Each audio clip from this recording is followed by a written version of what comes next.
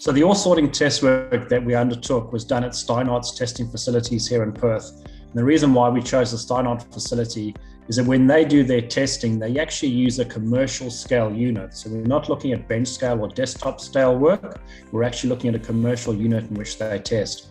So we provided about 500 kilograms of ore to Steinhart, and they ran that ore through the machine using two different sensor technologies. The one lot was done with a color sensor, and the second run was done with a density sensor to try and understand which may be the best sensor for us to use on calcareous ores.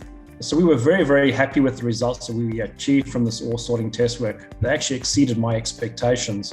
By either using the color sensor or by using the density sensor, we were able to double the grade of the feed material in our product compared to the feed into the ore sorter unit. And that's really, really important when we consider some of the lower grade material that we have on site that has been stockpiled previously. So as an example, our lower grade stockpiles run at about 400 ppm uranium. If this doubling of the grade is effective on that material as well, we would see something in the order of around 800 ppm that we'll be able to feed into our main plant, which then becomes a very, very economic ore for us. So we've just finished interpreting all the data from our first phase, from our proof of concept, which, as I said, looked at the density and looked at the color.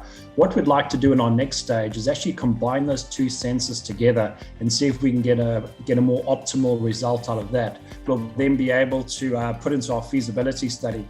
But I think what's really, really important as well is that obviously we've already undertaken some test work using the ore that's available, but we are getting more samples sent across from our site. So these samples would cover the wider range of materials that are available, and we would then be running those through the ore sorting unit using the optimum sensor configuration we've defined now. And then as a final step, what we're also talking to Steinhart about doing is actually sending across a unit to site, so we can actually install a demonstration unit on site and be able to run the unit for extended periods of time, treating much larger volumes of ore.